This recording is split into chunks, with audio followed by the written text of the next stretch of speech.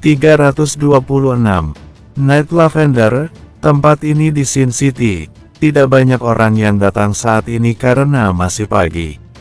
Di meja depan, ada banyak orang yang berdiri di sana, tetapi saat ini, semuanya benar-benar terdiam. Pemimpin mereka, merupakan Lionett yang terkenal di Sin City, dia adalah Tommy. Sekarang saat menghadapi 3 pendatang baru, seluruh tubuh gemetar ketakutan. Oh, Lionett, kamu terlihat semakin kuat ya sekarang. Ujar Chris tersenyum kecil sambil menghampirinya. Dengan lembut mengangkat tangannya, menepuk wajahnya 2 kali. Ketika Chris menepuk wajahnya 2 kali ini, tubuh Tommy semakin bergemetar hebat. Pada saat ini, dia tidak peduli dengan figurnya. Dia kemudian berlutut, di dahinya terlihat bercucuran keringat dingin, yang membasahi seluruh wajahnya. Kak, Chris, ujarnya sambil menelan ludahnya dan mulai berbicara perlahan. Di sebelah mereka, semua orang pun tercengang melihatnya. Mereka benar-benar tidak mengerti apa yang sedang terjadi. Wanita parubaya yang duduk di sofa juga tercengang. Tubuhnya terdiam terpaku, dan membiarkan rokok yang di tangannya itu perlahan habis terbakar dan abunya mulai berjatuhan di karpet.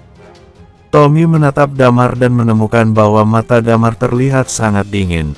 Hati Tommy terasa tenggelam hingga ke dasarnya.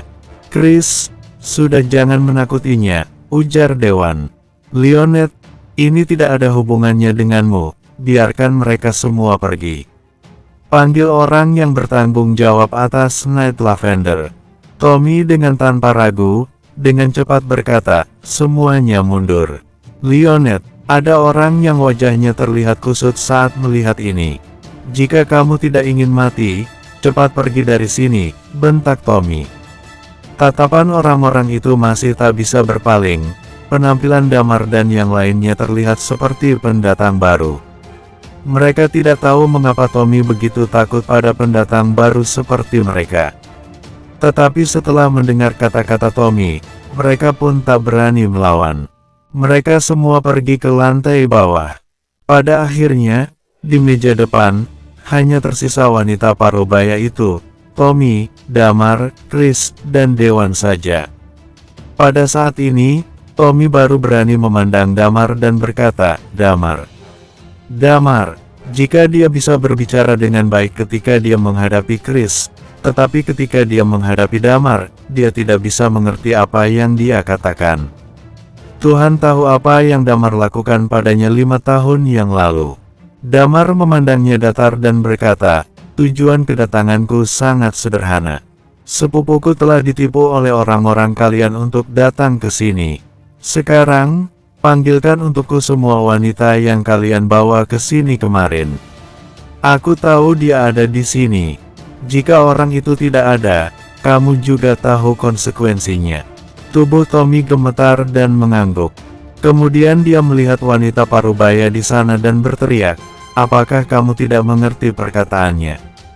Cepat panggil mereka semua. Wanita parubaya itu sangat ketakutan sehingga dia pun gemetaran.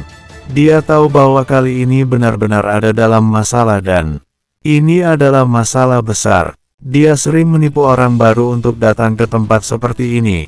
Dan bahkan sebagian besar tempat seperti ini juga akan melakukan hal yang sama. Karena mereka para pendatang baru tidak memiliki pedoman. Mereka sudah banyak membawa orang baru ke tempat ini, dan kemudian kondisi saat mereka dipanggil ke sana, tetapi dengan mengandalkan tinju mereka juga dapat memukul balik orang itu. Tapi kali ini berbeda. Kali ini orang-orang yang melindungi tempat ini tunduk pada pendatang baru ini. Wanita parubaya tahu bahwa dirinya mungkin akan tamat. Bawa aku ke sana, ujar Damar. Damar khawatir jika wanita itu akan kabur atau terjadi hal-hal lainnya. Lalu dia menatap wanita parubaya itu. Dengan nada dingin dia berkata, sebaiknya kamu berdoa agar gadis itu tidak terluka. Dia tidak menyelesaikan kalimatnya, tetapi wanita parubaya itu tahu persis apa yang dimaksud. Dia sedikit gugup. Kemudian Tommy dengan cepat berkata, Kak Damar, sebenarnya, aku selalu mengatakan kepada mereka untuk tidak melakukan hal semacam ini. Di tempat-tempat seperti Sin City, banyak wanita datang kepada kami untuk bertahan hidup. Ini benar-benar tidak ada hubungannya denganku. Dia ingin melakukan sedikit pembelaan. Damar hanya sekilas menatapnya dan tak berbicara apapun. Mereka dibawa turun dari lantai 2 oleh wanita itu, lalu berjalan mengitari koridor di dalam dan ke halaman belakang. Wanita parubaya itu datang ke pintu sebuah ruangan. Dia menelan ludahnya dan berkata, Di dalam sini, awasi dia, ujar Damar pada Chris. Kemudian dia mendorong pintu itu hingga terbuka. Ketika dia baru saja mendorong pintunya, Damar mencium bau sesuatu yang sulit untuk dijelaskan. Sebuah ruangan seperti gudang, ada banyak barang dan seragam kerja di dalamnya. Di dalam ruangan, ada seseorang sedang duduk di lantai. Rambutnya sedikit berantakan, pakaiannya kotor, dan ada banyak noda darah. Ternyata bau itu berasal darinya. Kakinya diborgol, borgol itu melukai kulit kakinya sehingga mengeluarkan darah. Damar sekilas mengenali gadis ini, dia adalah Lily. Dia sepertinya merasakan seseorang masuk juga. Dia perlahan mendongakkan kepalanya, dari tatapannya, tidak ada hal lain selain ketakutan yang terpancar dari tatapannya. Dia mengangkat tangannya ketika dia melihat seseorang datang ke pintu. Dia menutupi dirinya dan meringkuk, lalu dengan serak berkata, "Jangan pukul aku, jangan pukul aku." Dari suaranya terdengar isak tangis dan lirih keputusasaan. Melihat pemandangan ini, hati Damar terasa akan hancur.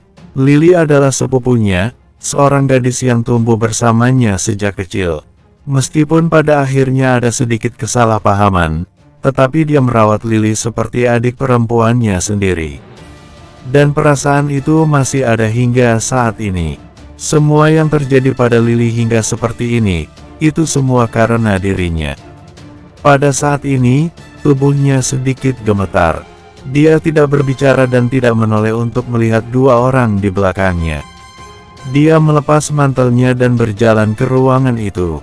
Melihat penampilan Damar, jantung Tommy dan wanita parubaya berdetak sangat kencang. Tamat sudah. Kedua orang itu memikirkan hal yang sama. Tommy tidak berani bergerak, tetapi wanita parubaya itu ingin berlari kabur keluar. "Mau kemana kamu?" Chris meraihnya bahunya dan mendorong wanita parubaya itu ke lantai. Damar berjalan ke hadapan Lily. Lily melihat ada orang yang menghampirinya, seluruh tubuhnya seolah menggila. "Ark, jangan kesini, jangan kesini!" Dia berteriak. Baru semalam dia berada di sini, siksaan macam apa yang dialami kemarin yang membuat mentalnya menjadi hancur seperti ini. "Elisa, Dempsey!" Hati Damar semakin murka. Dia dengan cepat berlutut dan mengenakan pakaiannya pada Lily. Dia berkata dengan lembut, "Lily, ini aku. Ini aku, Damar. Aku di sini untuk menyelamatkanmu. Buka matamu dan lihatlah. Ini aku." Lily yang sepertinya mendengar nama Damar, tubuhnya yang gemetaran itu perlahan tidak bergemetar hebat lagi. Dan kemudian Damar merapikan rambutnya yang berantakan. Mata Lily menatap Damar, dan kemudian dia melihat wajah Damar dengan jelas. Air mata pun jatuh. "Kakak, kakak!" Dia dengan suara serak berteriak keras, lalu dia menjatuhkan seluruh badannya pada Damar. Damar merangkulnya dan berkata dengan lembut, "Tidak apa-apa. Tidak apa-apa. Aku akan mengantarmu pulang. Kunci," ujar Damar berkata ke arah luar. Wanita parubaya itu diinjak oleh Chris. Lalu dia berkata dengan cepat, "Itu ada di laci di sebelahmu." Damar membuka laci itu, menemukan kuncinya dan melepaskan rantai yang mengunci Lily. Lily memeluk Damar dengan sangat erat. Dia tak mau melepaskannya dan takut ditinggal pergi. Damar pun mengangkatnya dan perlahan berjalan keluar dari ruangan itu. Lalu dia bertanya dengan suara lembut, "Apakah wanita ini yang telah menipumu ke sini?" Lily memandang wanita yang sedang diinjak oleh Chris di lantai dan mengangguk dengan lemah. Apa yang harus dia lakukan untuk membayar ini semua? Tanya Damar. Lily terdiam. Saat itu, wanita parubaya itu dengan cepat berkata, "Nona cantik, tetapi kemarin aku telah menyelamatkanmu dari tangan kedua pria itu. Pikirkan tentang hal itu, jika bukan karena aku, kamu mungkin akan jauh lebih menderita." Lily menatapnya sekilas dan dengan cepat membenamkan kepalanya ke dalam pelukan Damar dan berkata, Aku tidak tahu." Damar mengerutkan dahinya, kemudian mulutnya seolah mengisyaratkan kepada Chris, "Bunuh." Chris berkata sambil tersenyum, "Aku mengerti. Aku akan menunggumu di luar," ujar Damar yang menggendong Lily. Lalu dia berjalan berbalik menuju keluar. Bersambung 327. "Maaf, aku bersalah. Aku yang salah." Wanita parubaya itu baru menyadari ada yang tidak beres. Dia tidak menyadari perubahan ekspresi Damar, tapi karena Damar terus terdiam, wanita itu mulai merasa ketakutan. Tommy meneguk ludah tanpa berani mengatakan apapun. Dia melihat sejenak ke arah wanita parubaya yang saat ini berada di lantai meminta ampun. Kemudian dia menarik napas panjang. Setelah itu dia buru-buru mengikuti Damar. Mereka berjalan melewati sebuah koridor di lantai 1. Kemudian dari arah belakang dapat terdengar suara jeritan putus asa seseorang. Setelah sampai di pintu depan di lantai 1, Damar baru menghentikan langkahnya. Dia dapat merasakan tubuh Lily yang berada dalam pelukannya masih gemetar dengan hebat. Tommy berjalan ke depan Damar sambil bergetar. Dia mengeluarkan sebuah kotak rokok dari dalam kantong pakaiannya dan memberikannya pada Damar. Damar melirik kotak rokok itu. Kalau tidak salah, dulu di Sin City rokok itu dijual dengan harga sekitar 30 luka satu bungkus. Termasuk rokok yang cukup bagus. Damar mengambil rokok tersebut. Melihat Damar menerima rokok darinya, Tommy baru menghela napas lega. Dia tahu, ini artinya Damar tidak akan melampiaskan amarah padanya. Dia memandang Damar, "Kak Damar, aku benar-benar tidak tahu apa-apa tentang hal ini. Biasanya aku juga tidak memedulikan apa yang mereka lakukan. Aku hanya fokus menjaga lapangan lalu memanfaatkan keadaan untuk mendapat sedikit uang dari itu.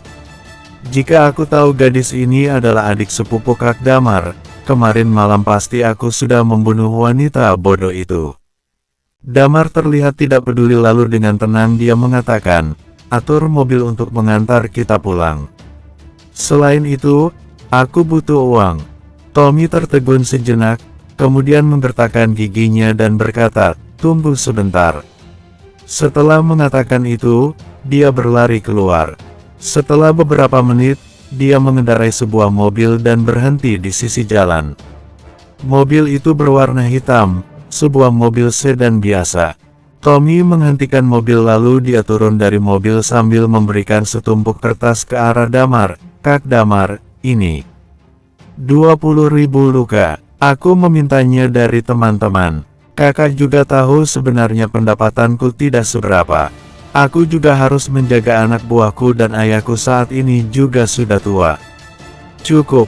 Damar melambaikan tangan tanda tidak berminat. "Selain itu, informasi tentang kedatanganku ke Sin City jangan sampai tersebar. Aku bersumpah akan menjaga rahasia ini sampai mati." "Kakak tenang saja." Tommy langsung menjawab dengan cepat. Damar melihatnya sejenak kemudian tidak mengatakan apapun lagi. Beberapa menit berlalu, kemudian Chris datang dari belakang mereka. Dia bergegas menuju ke arah Damar lalu tersenyum, "Beres. Antar kami pulang," ujar Damar ke arah Tommy. Mobil di Sin City sedikit khusus. Pada saat-saat tertentu, mobil dianggap sebagai barang berharga, tapi di saat lain, mobil juga dianggap sebagai barang tidak berharga. Mobil dianggap berharga pada saat mobil-mobil mahal dikendarai oleh orang yang memiliki kekuatan di bidang tertentu atau latar belakang khusus. Tapi di sisi lain, mobil juga dianggap tidak berharga, karena mobil itu bagaikan rumah. Selama kamu cukup kuat, kamu bisa merebut mobil yang kamu inginkan untuk kamu pakai sendiri. Dalam hal ini, tidak ada peraturan yang berlaku. Tommy dengan cepat mengatakan, kalian baru saja sampai ke Sin City, kan? Mobil ini anggap saja rasa hormatku pada kalian. Walau memang mobil ini tidak ada harganya. Kami tidak butuh, ujar Damar dengan pelan. Karena saat ini kekuatan Damar belum pulih sepenuhnya, dia tidak ingin terlalu menarik perhatian. Sekarang mereka tinggal di pinggir kota, karena itu dia tidak butuh barang seperti ini. Jika mereka mendadak memiliki mobil, justru akan membuat Leo sekeluarga khawatir dan ketakutan. Tommy tercengang tapi tidak berani menolak. Dia mengendarai mobil menuju distrik timur Sin City. Saat mereka sampai di dekat tempat tujuan mereka, Damar menyuruhnya berhenti. Tommy mengerutkan kening lalu bertanya, "Kak Damar, kamu tinggal di sini? Ini daerah pinggiran kota. Lingkungan di sini kotor dan juga miskin.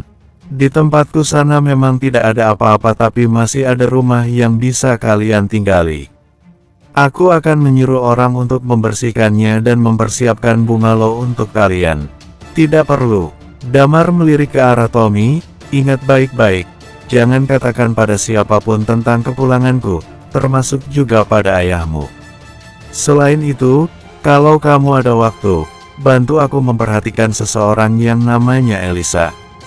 Meskipun sekarang Lily sudah kembali, Damar juga tidak perlu pergi ke Hotel Vest.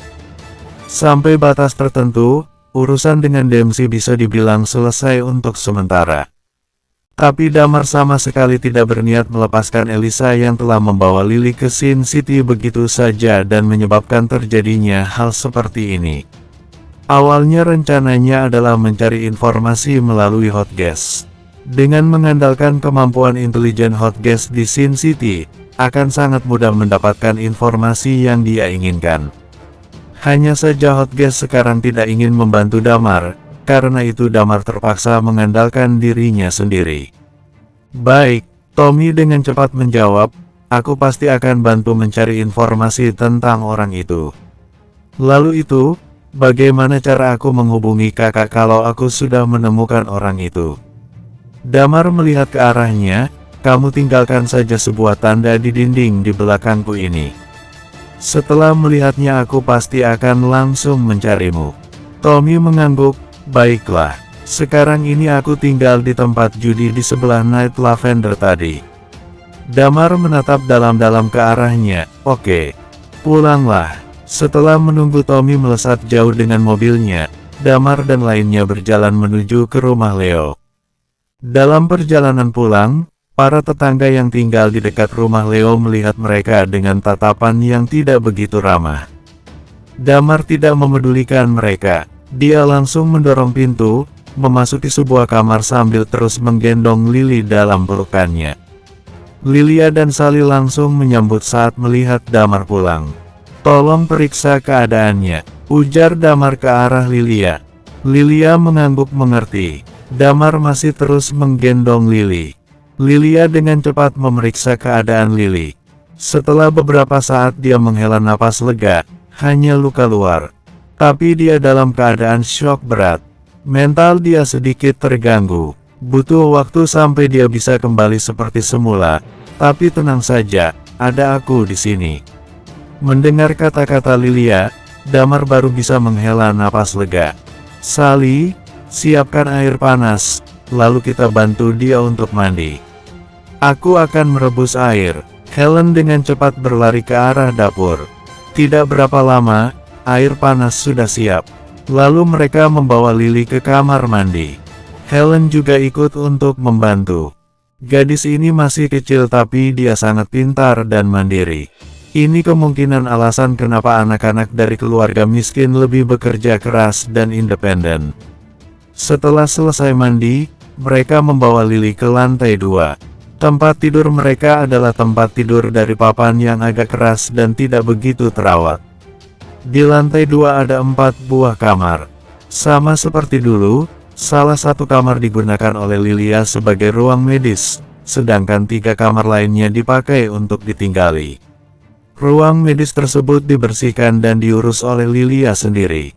Lilia langsung mengobati luka luar Lily. Setelah itu dia berjalan ke ruang tamu. Saat ini Damar dan lainnya sedang duduk di ruang tamu. Saat melihat Lilia dan Sally datang, Damar langsung bertanya, bagaimana keadaannya?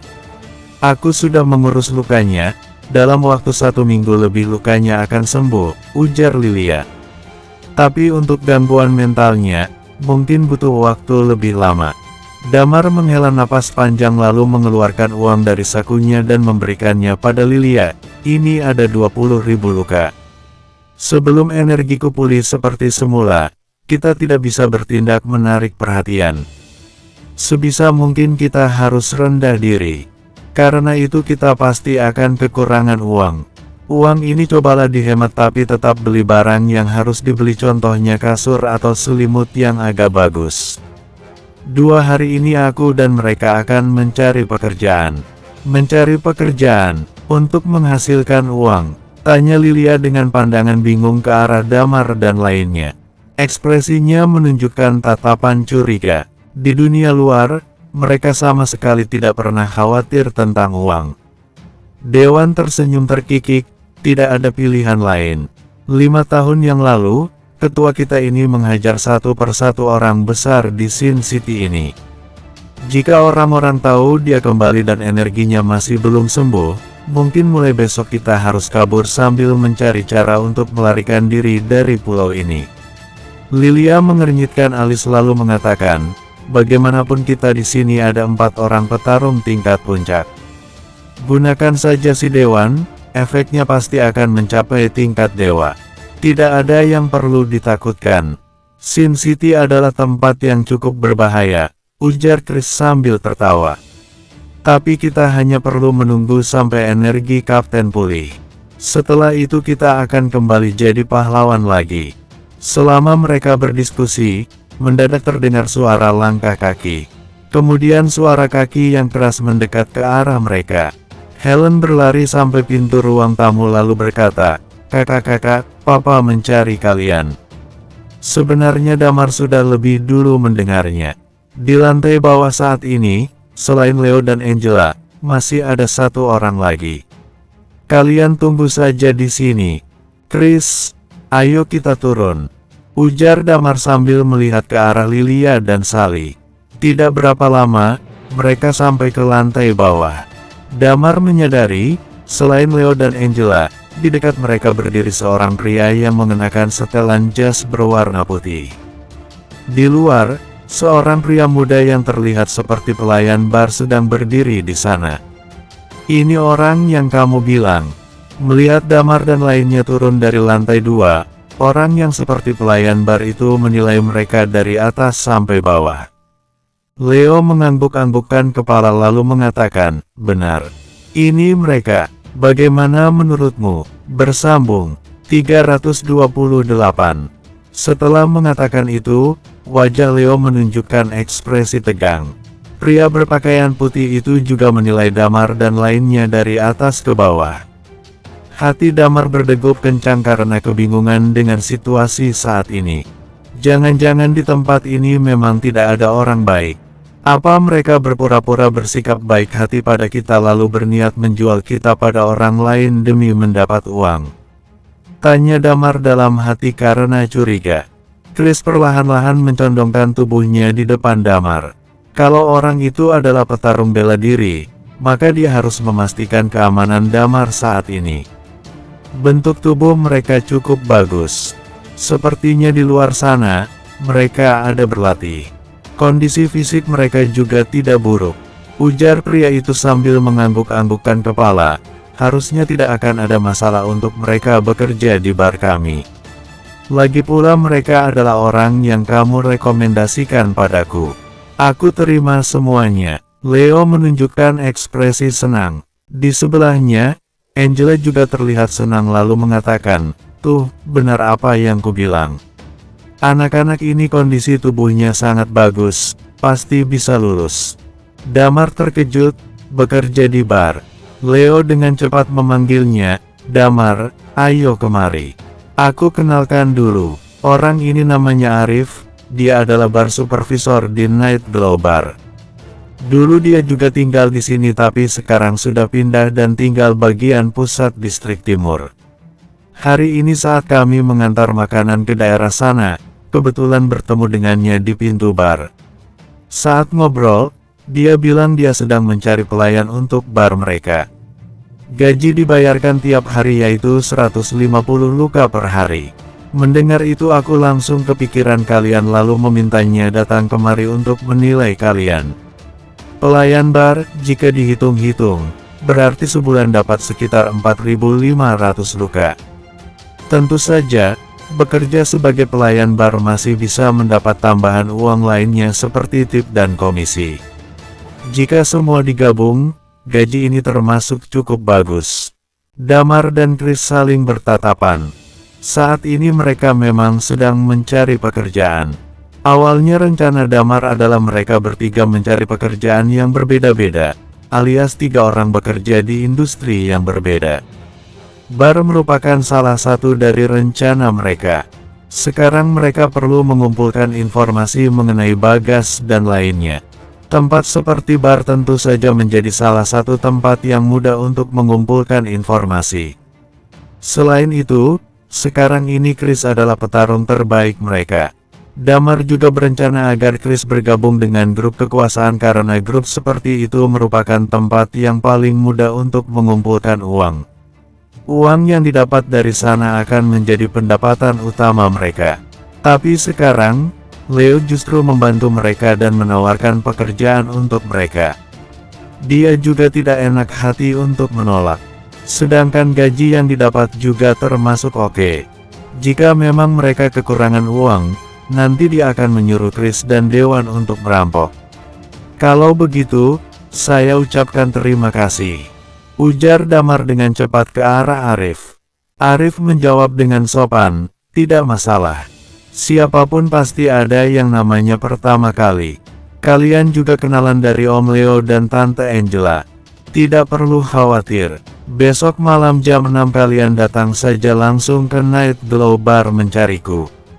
Aku akan mengatur pekerjaan untuk kalian, ujarnya ke arah Damar. Kemudian dia melihat ke arah Leo. Om Leo, maaf aku mau kembali ke bar dulu. Sebentar lagi sudah waktu untuk membuka bar. Bagaimana kalau makan malam dulu di sini? Tanya Angela dengan cepat. Tidak perlu, Tante. Arif tersenyum sambil menggelengkan kepalanya. Aku permisi duluan. Setelah mengatakan itu, Arif berbalik dan berjalan keluar rumah. Angela dan Leo terlihat senang setelah tahu Damar dan lainnya sudah mendapatkan pekerjaan. Suasana hati mereka terlihat bahagia. Angela lalu mengatakan, sekarang mereka sudah mendapatkan pekerjaan, jadi sementara ini akan jadi lebih stabil. Mereka masih sangat muda, kedepannya mereka bisa pindah dan tinggal di pusat kota. Dengan begitu, kebutuhan sekolah Helen juga tidak akan ada masalah. Di dalam Sin City tetap ada sekolah, tapi orang biasa tidak mampu untuk belajar di sana. Kali ini Damar tetap harus mengakui Angela adalah orang yang sangat baik hati. Mereka berdua secara khusus memikirkan tentang Damar dan lainnya, bahkan memperkenalkan pekerjaan untuk mereka. Gaji yang didapat lebih tinggi daripada menjadi pengantar makanan di tepi pulau, dan juga lebih mudah untuk dikerjakan. Tapi hati mereka sama sekali tidak bimbang, melainkan bahagia.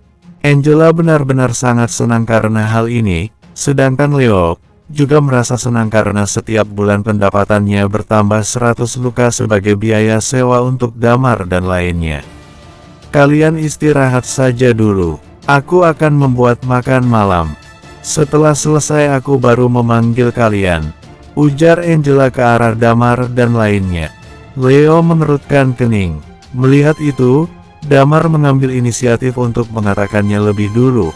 Om Leo, nanti setelah kami sudah menghasilkan uang, setiap bulan kami akan memberikan biaya hidup untuk kalian.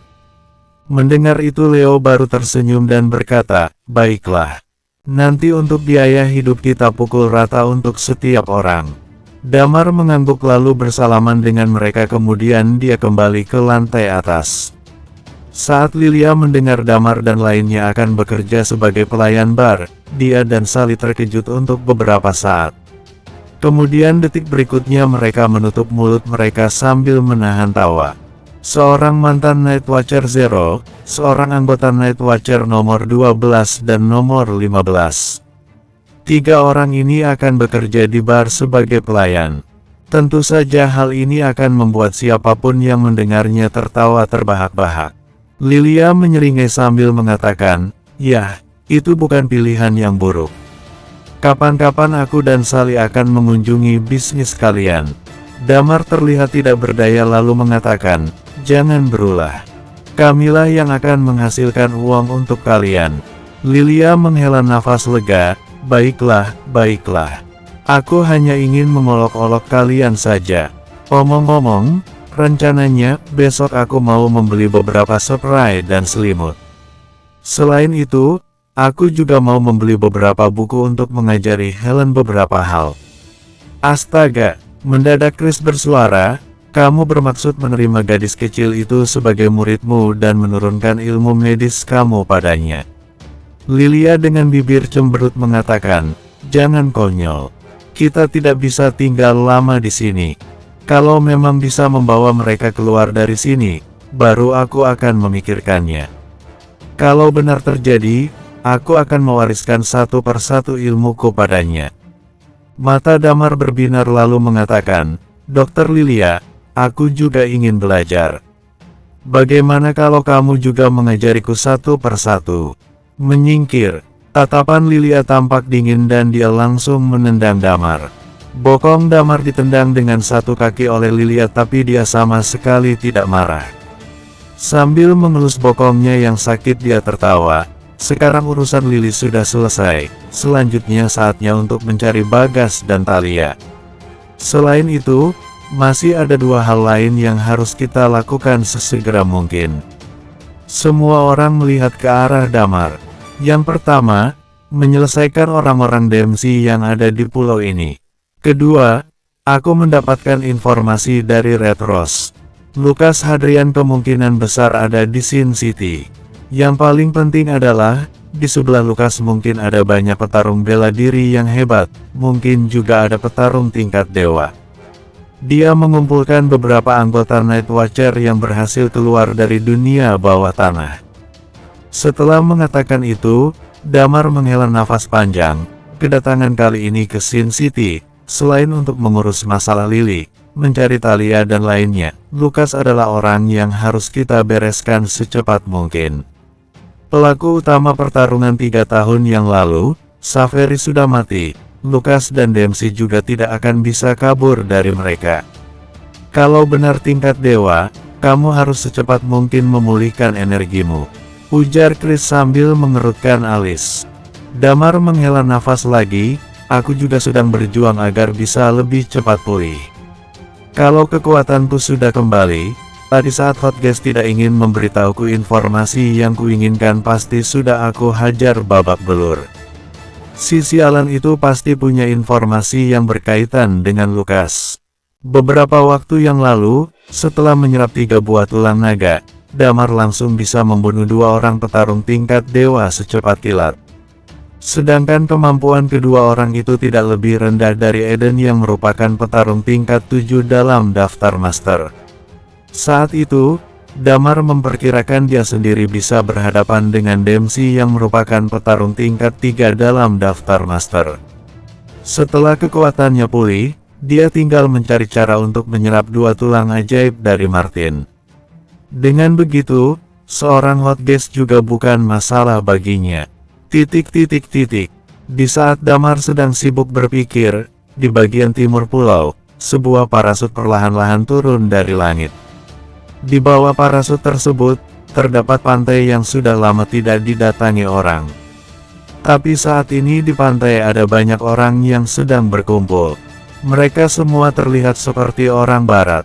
Mereka mengenakan setelan jas dan sepatu kulit dengan tangan yang diletakkan pada punggung mereka. Di bagian depan, terdapat sebuah kursi pantai. Di sebelahnya terdapat meja pantai yang ditutupi oleh sebuah payung pantai besar. Di atas kursi pantai tersebut, seseorang sedang berbaring. Orang itu memegang segelas anggur merah. Di atas meja terdapat piring berisikan buah. Di sebelah orang itu, dua wanita cantik dengan wajah orang barat berdiri hanya dengan mengenakan bikini. Orang itu adalah Hotgeess. Bam! Parasut mendarat dengan akurat di atas pantai, kemudian sesosok bayangan muncul dari balik parasut tersebut. Orang itu melihat ke arah depan, lalu perlahan-lahan melepaskan tali pengaman parasutnya. Jika Damar ada di sini, dia pasti mengenal orang ini. Ya, orang ini adalah pemilik dari restoran Three Combination, murid dari Pak Sarim, yaitu Martin. Martin menepuk-nepuk badannya dari debu. Di depan, Hotgeess berdiri dari kursi pantai lalu berjalan ke depan Martin. Dia mengulurkan tangan kemudian berkata, "Selamat datang kembali." Bersambung 329. Di pantai, matahari perlahan-lahan terbenam. Sekarang di tempat ini, penguasa dari kota yang besar ini secara pribadi menyambut kedatangan Martin. Sama sekali tidak dapat dibayangkan kalau hal ini terjadi pada orang lain. Hotgeess secara pribadi menjemput kedatangan seseorang ke pulau ini. Jika ketahuan orang luar, ini akan menjadi berita yang sangat besar. Wajah Martin masih seperti biasa, terlihat dingin dan tidak menunjukkan ekspresi apapun. Melihat tangan yang diulurkan oleh Hotgeess, dia tidak mengulurkan tangannya untuk bersalaman. Dia melirik Hotgeess sebentar lalu mengalihkan pandangannya ke sekelompok orang yang berdiri di belakang Hotgeess. Dia mengerutkan kening lalu mengatakan, "Aku tidak suka berada bersama orang sebanyak ini." Hotgeess terkejut sejenak. Dia langsung menaikkan tangannya untuk memberi perintah, "Semuanya pergi. Kamu, tunggu di persimpangan untuk mengantar kita." "Siap." Sekelompok orang di belakang Hotgeess dengan cepat berjalan mundur dan pergi dari pantai. Dilihat dari kemampuan mereka, puluhan orang itu sepertinya semua adalah petarung tingkat puncak. Inilah yang namanya Sin City. Grup kekuasaan seperti ini di tempat seperti ini, tidak lebih buruk dari Night Watcher negara H, termasuk kekuatan tempur yang mutakhir. Semua orang sudah pergi, meninggalkan Hotgeess dan Martin berdua saja. Martin tetap tidak mengulurkan tangannya untuk menjabat tangan Hotgeess. Dia langsung melewati Hotgeess lalu berjalan perlahan-lahan ke arah jalan raya. Pada saat yang sama, dia bertanya, "Apa Damar sudah sampai?" "Sudah," ujar Hotgeess, "si sialan itu masih saja sama seperti dulu. Setelah sampai di Sin City dia langsung datang mencariku untuk memberikan orang padanya.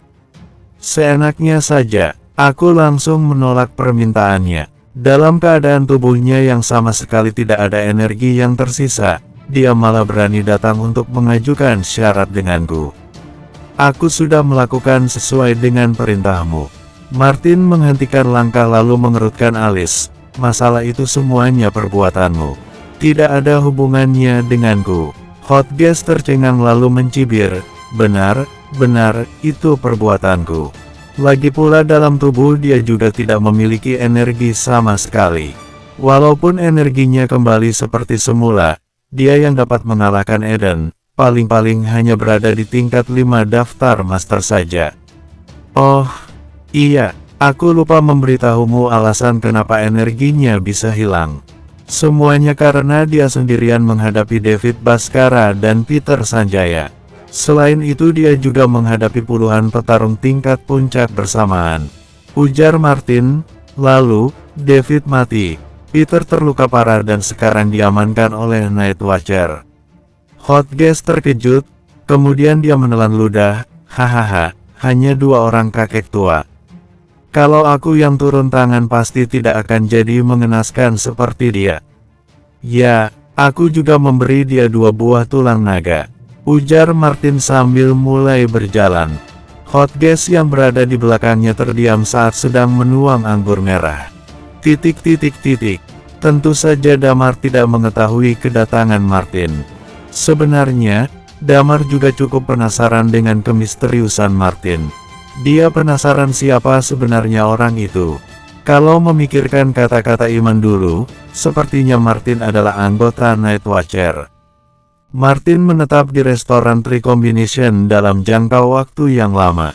sama sekali tidak pernah muncul dan berbicara dengan siapapun. Tapi dia bisa tahu semua informasi yang terjadi di dunia luar. Hanya saja Damar juga tidak terlalu berminat dengan diri Martin. Orang misterius di dunia ini ada sangat banyak jumlahnya. Kalau setiap orang misterius harus diperiksa sedetail itu, akan terlalu melelahkan. Malam hari mereka makan di rumah Leo. Tentu saja mereka tidak dapat makan dengan banyak. Uang yang diperoleh Leo sekeluarga umumnya hanya bisa untuk sekedar setengah kenyang. Bahkan mereka tidak sering menyantap daging. Karena itu, nasi yang mereka makan juga hanya bisa satu mangkuk. Setelah itu habis, sudah tidak bisa tambah lagi. Maaf ya, sekarang di rumah sedang kehabisan beras. Besok aku akan beli lebih banyak, ujar Angela dengan ekspresi canggung. Damar dengan cepat tersenyum kecil. Tidak apa, kami juga sudah kenyang. Hei, Leo. Mendadak dari gerbang rumah mereka, seorang pria yang telanjang dada berjalan masuk ke dalam halaman rumah. Di tangan kirinya memegang sebotol bir dan tangan kanannya memegang bebek panggang. Aku datang untuk mengajakmu minum bersama. Damar langsung memperhatikan orang itu. Di bawah sinar lampu berwarna putih, Damar menyadari sosok fisik orang ini sangat kuat. Sepertinya dia pernah berlatih bela diri. Di punggungnya tergantung sebuah pedang yang besar. Sebagai orang yang juga menggunakan pedang, Damar tentunya mengerti pedang seperti ini tidak cocok untuk pertempuran. Tentu saja, yang paling mengejutkan sebenarnya adalah bekas luka besar yang terdapat di dada orang tersebut. Di bagian dada orang itu, terdapat bekas luka sabetan pedang yang panjang, dari bahu kiri sampai pinggang dan perutnya. Dilihat dari penampilannya, Damar mungkin bisa mengerti alasan kenapa dia berpakaian seperti ini. Di tempat seperti Sin City, seseorang yang membawa pedang besar dan memiliki bekas luka seperti ini dapat membuat orang-orang merasa dia sangat ganas. Saat Leo melihat orang itu, raut wajahnya sedikit berubah. Dengan cepat menjawab, "Pergi, pergi, pergi. Siapa yang mau minum denganmu?" Sangat jelas, Leo sama sekali tidak termakan dengan ancaman itu. Leo langsung mendorong orang itu keluar dari halaman rumahnya. Setelah beberapa menit, Leo baru kembali ke dalam rumah, menutup pintu lalu menguncinya dari dalam. Chris tersenyum sambil bertanya, "Om Leo, orang itu siapa?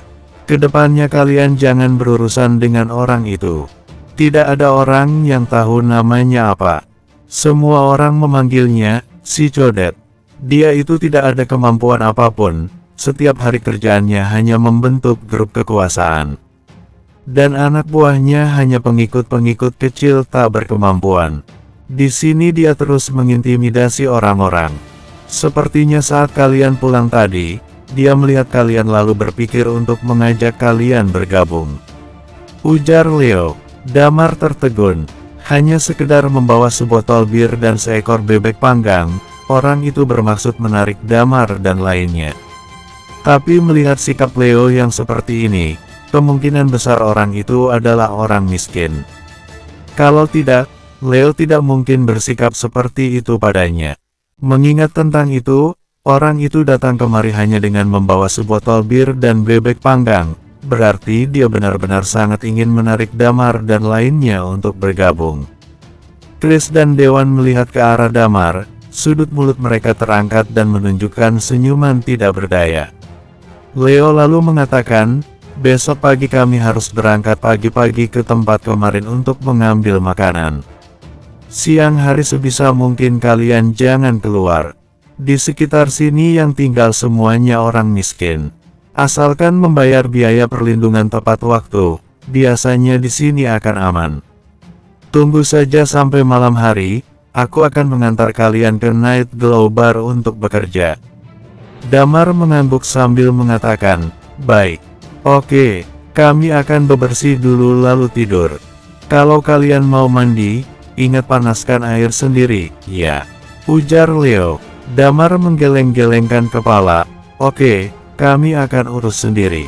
Kalian silahkan tidur dulu." Di rumah mereka memang tidak ada alat pemanas air. Kalau mau mandi, harus memasak air sendiri, lalu menampungnya di dalam ember untuk mandi. Baik, Leo melirik Damar dan lainnya sejenak lalu masuk ke dapur. Kamar di lantai 2 ada 4. Salah satu dipakai Lilia sebagai ruang medis sehingga hanya tersisa 3 ruangan. Mereka semua berenam. Damar, Chris dan Dewan bertiga adalah pria jadi mereka terpaksa tidur di satu ruangan. Semalaman tanpa suara. Keesokan harinya sekitar jam 6 pagi, Damar mendengar suara mesin mobil yang dihidupkan. Dia langsung bangun dari tempat tidur lalu berjalan menuju balkon di lantai 2. Dari sana dia melihat Leo dan keluarganya bersiap-siap untuk berangkat pagi-pagi. Ini adalah keadaan kehidupan orang-orang miskin di Sin City. Mereka sangat bekerja keras, hidup sehari-hari sangat melelahkan. Tapi mereka tetap harus berjuang demi makanan dan pakaian yang hangat. Tentu saja, Damar juga tahu, keadaan seperti ini juga terjadi di bagian dunia belahan manapun. Contohnya, anak-anak yang tinggal di pegunungan. Lingkungan yang mereka tinggali sangat keras. Mereka bukannya tidak ingin bekerja keras tapi kenyataan mengajarkan mereka bahwa akan sangat sulit bagi mereka untuk mendapatkan penghasilan yang besar. Melihat hal seperti ini, membuat hati Damar sedikit tergerak. Pada satu waktu, dia merasa dalam tubuhnya ada yang bergetar hebat, seolah-olah energinya yang hilang itu meletup-letup keluar. Dia dengan cepat mengatur postur tubuhnya dan duduk bersila di lantai. Dia menutup matanya dan berusaha fokus untuk mengeluarkan energi tersebut. Setelah 10 menit, dia mengerutkan kening lalu membuka matanya. Aduh, sepertinya harus menunggu lagi. Aku juga tidak tahu butuh berapa lama agar energi ini dapat pulih. Sepertinya di pertempuran selanjutnya sebisa mungkin jangan menggunakan jurus lonjakan kematian. Damar membuka matanya sepenuhnya, melihat ke arah matahari pagi yang perlahan terbit dari permukaan laut dan langit berangsur-angsur berubah terang. Lilia dan lainnya juga sudah terbangun, begitu juga dengan Lily. Hanya saja karena tubuhnya masih terluka, dia terus berbaring di tempat tidur. Lilia memberikan Chris sedikit uang dan menyuruh Chris membelikan sarapan untuk mereka semua. Damar kembali ke kamar mereka dan berbincang-bincang dengan Lily sejenak. Setelah Chris kembali, mereka menyantap sarapan tapi setelah selesai makan, tidak ada hal yang dapat mereka lakukan. Di saat jam 9 pagi, dari arah pintu depan terdengar suara ketukan pintu. Damar dan beberapa orang berjalan turun ke lantai bawah lalu membuka pintu.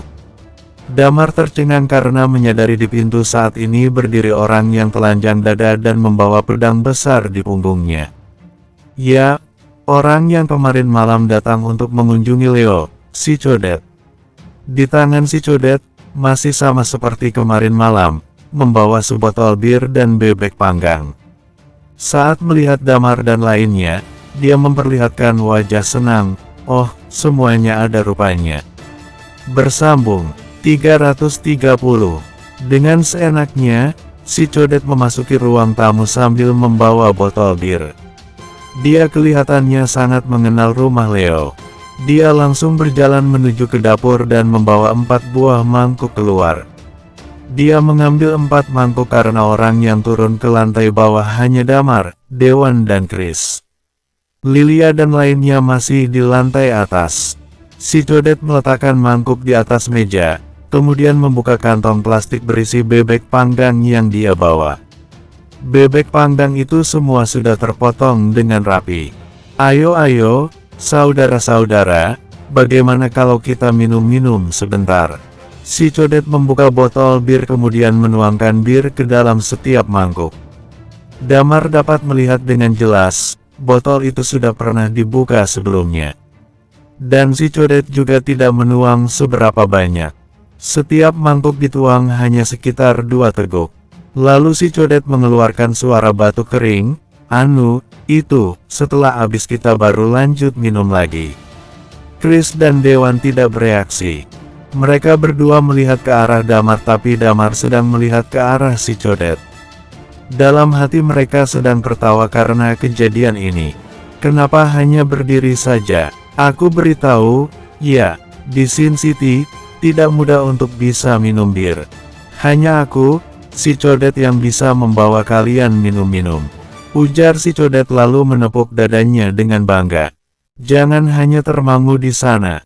Ayo duduk, kalian jangan meremehkanku, ya. Ujar si Codet sambil mengerutkan keningnya. Aku tahu Leo pasti sudah menceritakan hal yang jelek-jelek tentangku. Kalian harus dengar juga cerita dari sisiku. Aku memang terlahir miskin. Tunggu saja sampai aku menjadi bos besar di tanah ini. Aku pasti akan melindungi kalian dengan gratis dan tidak butuh kalian membayarku biaya perlindungan sepeser pun. Damar mencibir dalam hati, melihat tingkahmu seperti ini. Sekarang pun kamu hanyalah orang miskin. Damar tersenyum perlahan. Tidak. Mana mungkin. Damar duduk di depan si Codet lalu si Codet memberikan semangkuk bir pada Damar. Kemudian dia mengangkat mangkuknya dan bersulang dengan mangkuk Damar. Dia meminum seteguk dan mengeluarkan suara lega karena rasa pedas dari bir yang diminum. Si Codet lalu mengatakan, ayo, silakan makan bebek panggang ini. Di Sin City tidak semua orang dapat makan daging. Hanya aku si Codet yang bisa menjamin kalian dapat menyantap makanan seperti ini. Setelah mengatakan itu, dia menyadari Damar dan lainnya sudah mengambil sepotong bebek panggang dan menggigitnya. Melihat kecepatan makan Damar dan lainnya, si Codet jadi bingung apakah dia harus terus membual di depan mereka. Bisa-bisa bebek itu dimakan habis oleh Damar dan lainnya. Dia sedikit merasa sakit hati. Dengan cepat meraih daging bebek dan hanya dalam beberapa menit, di atas meja hanya tersisa setumpuk tulang bebek. Si Codet melihat tumpukan tulang di depan Damar dan lainnya. Dalam hati dia mulai mengutuk mereka bertiga. Lalu si Codet mengeluarkan suara batuk yang keras. Sebenarnya, Leo harusnya juga sudah tahu alasan aku datang kemari dan sudah memberitahu kalian. Tentu saja aku datang untuk menarik kalian bergabung dengan grup kami. Saat ini memang kita grup kekuasaan yang kecil, tapi kedepannya pasti dapat menjadi grup kekuasaan yang besar di daerah sini. Asalkan kalian bertiga mengikutiku, kalian pasti akan memiliki masa depan yang bagus. Kalau kami mengikuti grup kalian, apa yang kita dapatkan? Lalu berapa yang perlu kita bayar? Tanya Dewan dari samping. Si Codet berpikir sejenak, sangat sederhana, di kota ini berlaku hukum rimba. Kalau kamu ingin menjadi kaya, kamu harus bergabung dengan grup tertentu. Dengan orang yang banyak, mau kemanapun kita bisa makan kenyang. Ketika saat itu tiba, asalkan ada uang akan dibagi bersama, ada makanan akan dibagi bersama. Lalu si Codet menjilat bibirnya, lalu kalau mengenai bayaran, kalian hanya perlu mati-matian bertarung dengan musuh-musuh kita untuk memperjuangkan wilayah kekuasaan. Bagaimana? Kalian tertarik bergabung dengan kami? Tanya si Codet. Damar mendadak merasa orang ini cukup menarik. Dia menganggukkan kepalanya. Baiklah. Kita bersedia bergabung dengan kalian. Si Codet termangu. Dia sama sekali tidak menyangka Damar dan lainnya akan setuju sesantai ini. Mendengar Damar dan lainnya bersedia bergabung dengan grup dia, si Codet langsung membuka botol bir kemudian menuangkan ke dalam masing-masing mangkuk. Lalu dia menutup kembali botol tersebut sambil mengatakan, mantap. Kira-kira bagaimana aku harus memanggil kalian? Damar, Chris, Dewan.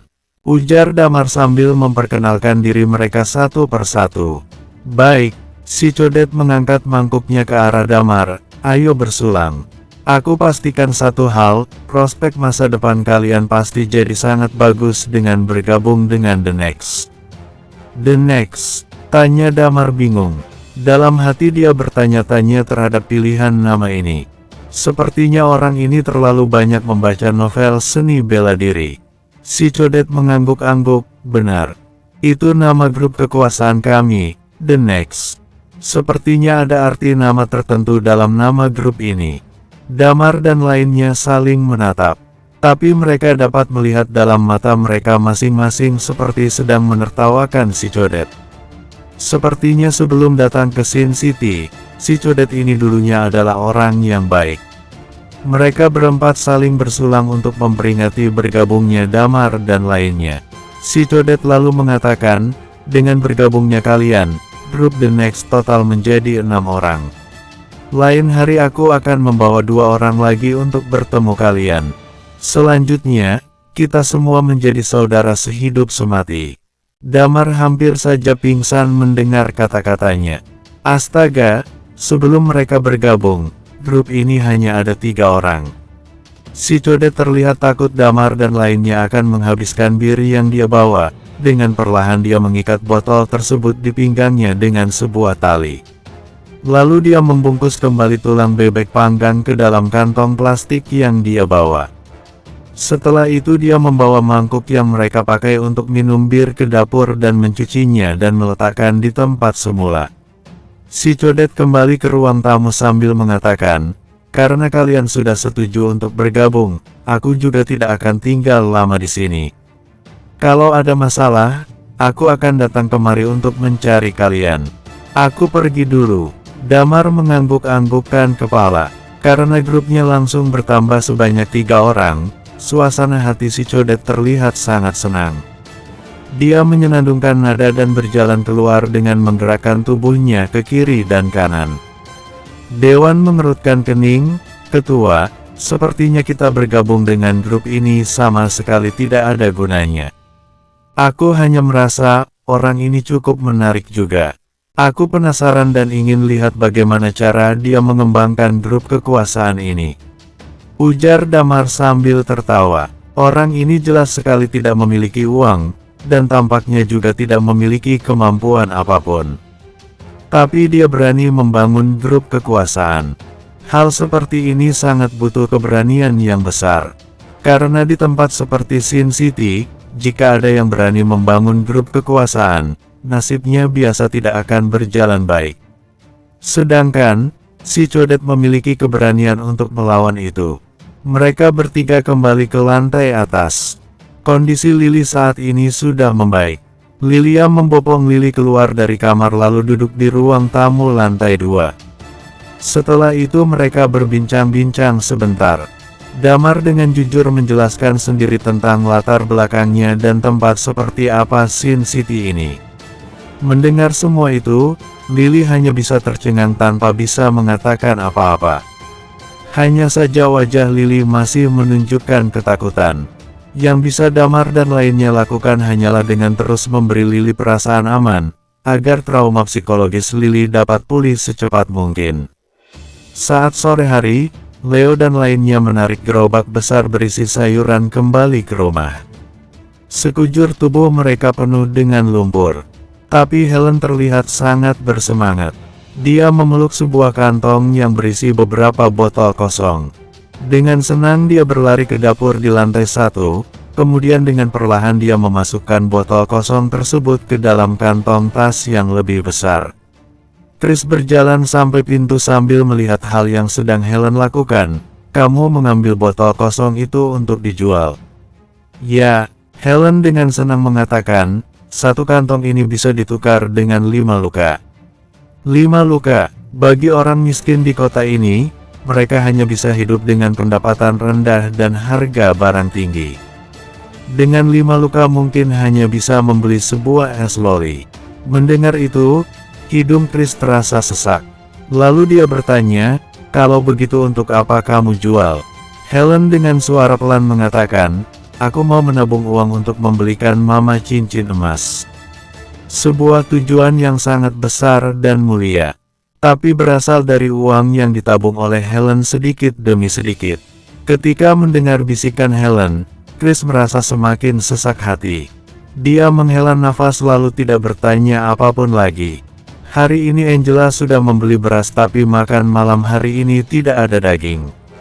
Sebenarnya jumlah minyak yang ada juga sangat sedikit. Dia hanya memasak kentang parut dan menambahkan sepanci sayuran rebus. Tapi Damar dan lainnya tidak mengatakan apapun. Setelah selesai makan, Helen tinggal di rumah. Sejak rumah mereka kedatangan Damar dan lainnya, gadis itu terlihat sangat bahagia. Dari waktu ke waktu, dia akan menanyakan Damar, apakah mereka membutuhkan bantuan. Malam hari jam 6, setelah makan malam, Leo menyalakan mesin mobil lalu membawa Damar, Chris dan Dewan melaju menuju Night Glow Bar. Dalam perjalanan, Leo mulai memperingati Damar, selama beberapa hari ini kalian tinggal di sini, kalian pasti sudah tahu tempat seperti apa ini. Di tempat kita, jika bisa tidak mengganggu orang lain, cobalah untuk tidak mengusik tetangga. Bar yang kita tuju saat ini adalah bar yang paling besar di distrik timur. Beberapa orang hebat di distrik timur dan distrik lain sangat mungkin mengunjungi tempat ini. Jika dipukul atau dimarahi orang lain, sebisa mungkin kalian tahan saja. Kalau kalian bersikap baik, kemungkinan kalian bisa mendapat uang tambahan.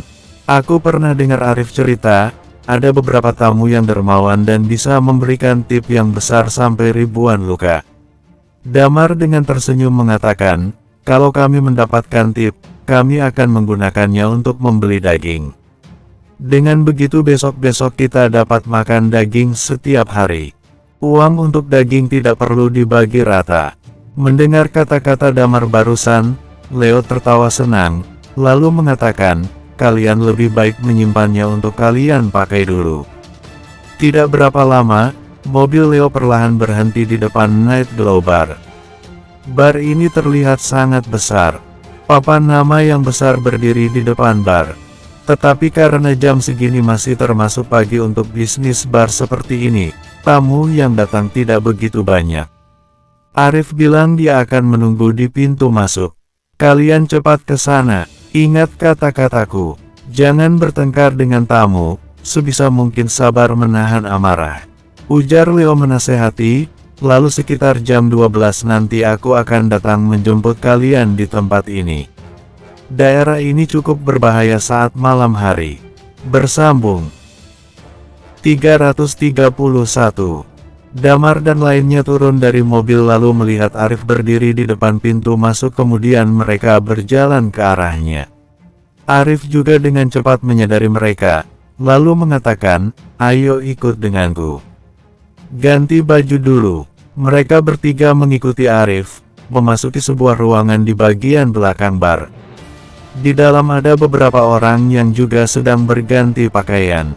Wajah mereka campur aduk. Ada wajah orang barat dan orang timur. Salah satunya orang yang rambutnya dipotong dengan model bascut melihat Damar dan lainnya lalu bertanya ke arah Arif. Oh, Kak Arif, lagi-lagi mendapat 3 orang baru. Keuntungan yang didapat pasti banyak, kan? Ekspresi wajah Arif langsung berubah kemudian menatap tajam ke arah orang itu. Taufik, apa mulutmu hanya bisa ngomong hal-hal yang tidak enak didengar? Walau kamu nggak bicara, nggak ada orang yang akan menganggap kamu itu bisu, kan? Setelah mengatakan itu, Arif melihat ke arah Damar dan lainnya kemudian mengatakan, kalian coba cari pakaian yang cocok dengan tubuh kalian sendiri. Setelah selesai ganti baju, aku baru akan mengatur pekerjaan kalian. Mereka bertiga mengangguk kemudian Arif berjalan keluar ruangan. Damar, Chris dan Dewan masing-masing mencari pakaian yang cocok dengan mereka lalu mulai mengganti pakaian mereka. Pada saat sedang ganti baju, orang yang bernama Taufik itu tersenyum penuh arti di belakang mereka, lalu bertanya, hei orang baru, Arif bilang akan memberikan gaji berapa per harinya? Damar mengerutkan kening, Chris tersenyum sambil mengatakan, 150 luka per hari. Apa? Si sialan itu memeras kalian sebanyak itu. Ujar Taufik mengutuk, di bar kami ini, pelayan biasanya dapat 200 luka per hari. Hanya saja biasanya pelayan dicari oleh bar supervisor. Orang yang ditemukan oleh bar supervisor sendiri biasanya akan dikurangi sedikit biaya perantara. Dalam hati Damar sedikit berdegup. Kemarin mereka mengira Arif ini adalah orang baik. Ternyata memang jangan hanya menilai seseorang dari penampilan luarnya saja. Bisa dibilang Damar dan lainnya bagaikan pekerja tanpa bayaran. Arif sebagai supervisor bisa mendapat tambahan uang 50 luka per orang per hari dari Damar dan lainnya. Kalau dia memiliki 10 orang pelayan, sehari dia sudah mendapat untung 500 luka. Dan ditambah dengan gaji yang dia dapat dari pemilik bar. Dengan begitu gajinya per bulan sudah termasuk angka yang cukup besar. Bagaimana kalau kalian bekerja di bawahku? Aku akan memberikan kalian 180 luka per hari. Ujar Taufik menawarkan posisi pada Damar dan lainnya. Kita semua memang mencari uang demi untuk bertahan hidup sehari-hari, tapi Arif sudah keterlaluan memeras kalian sebanyak itu. Damar menggeleng kepalanya, kurasa tidak perlu. Bagaimanapun kita bisa kerja di sini berkat dikenalkan oleh orang lain. Baik, sepertinya kamu cukup setia. Begini saja, kalau kedepannya kalian sudah tidak bisa bertahan bekerja di bawahnya, datang saja padaku.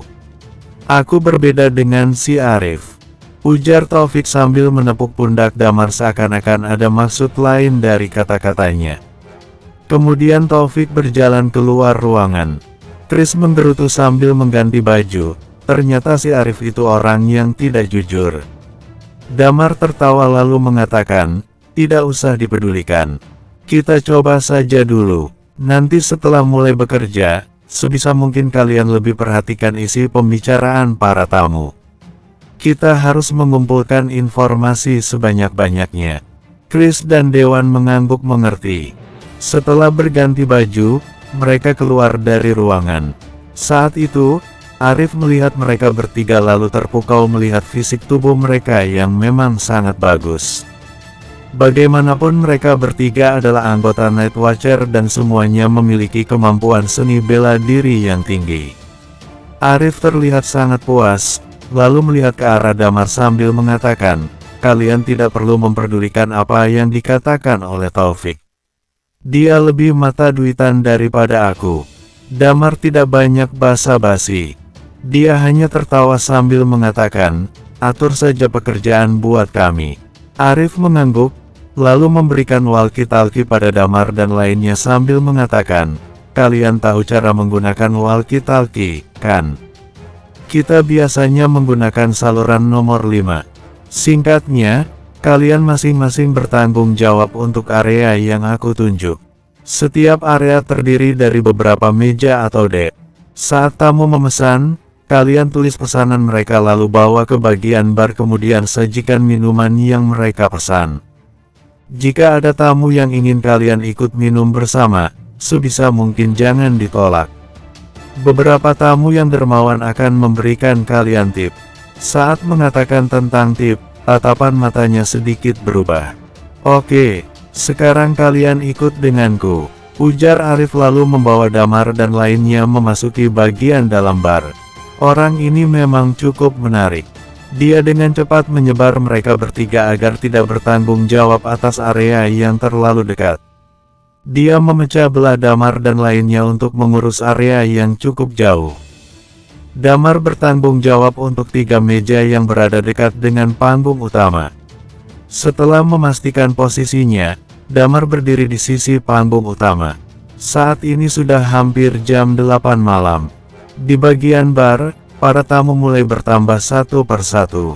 Pria dan wanita semuanya berdatangan. Dibandingkan kehidupan di tempat Leo mereka, orang-orang yang datang mengunjungi Night Glow Bar umumnya adalah orang-orang yang relatif kaya.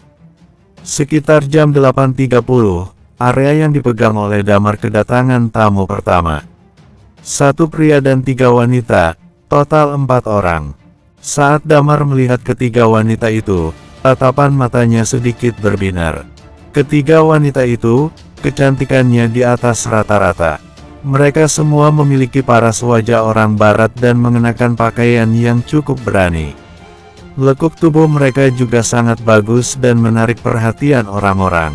Sedangkan pria itu langsung duduk dengan santai lalu mengeluarkan cerutu dari tas yang dia bawa. Di saat yang sama dia mengeluarkan korek api dan melemparnya ke arah Damar. Damar dengan cepat menangkap korek api tersebut. Dia mengerti apa maksud dari pria itu. Pria itu ingin dia membantunya menyalakan cerutunya. Dalam hati Damar mengutuk. Selama hidupnya, dia tidak pernah sampai harus menyalakan rokok untuk orang lain.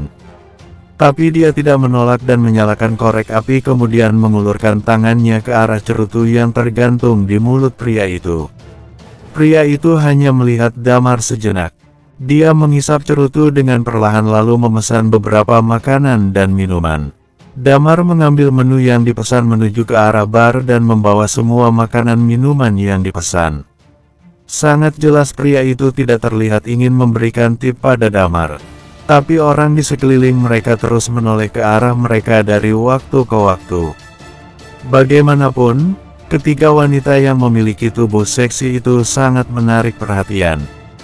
Tapi saat menyadari kehadiran pria tersebut, tatapan mereka tentu memperlihatkan kecemburuan dan ketakutan. Terlihat jelas, pria ini sepertinya orang yang cukup terkenal bahkan memiliki latar belakang yang cukup hebat. Kakak ganteng. Saat Damar menyajikan anggur pesanan mereka, mendadak salah seorang wanita memanggil Damar. Dia menarik Damar dengan sedikit kuat dan membuat Damar langsung duduk di sebelahnya. Damar melirik ke arah wanita itu. Wajah wanita ini terlihat seperti orang asing. Rambutnya berwarna pirang dengan mata berwarna biru. Dan yang paling penting, tubuhnya sangat memukau. Wanita itu mengedipkan matanya ke arah Damar sambil mengelus tubuh Damar dengan tangannya.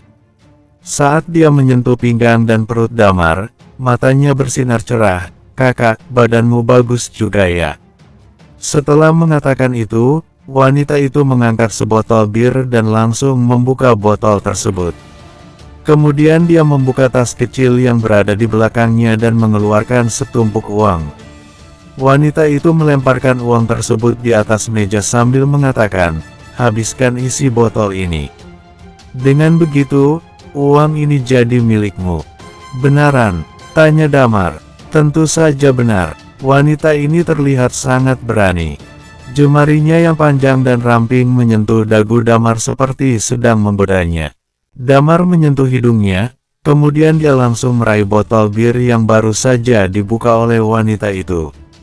Di bawah tatapan 4 orang tamu itu, dia langsung menuangkan bir tersebut dalam mulutnya. Tingkat alkohol dari bir ini sama sekali tidak tinggi. Bagi Damar, hal seperti permainan anak kecil.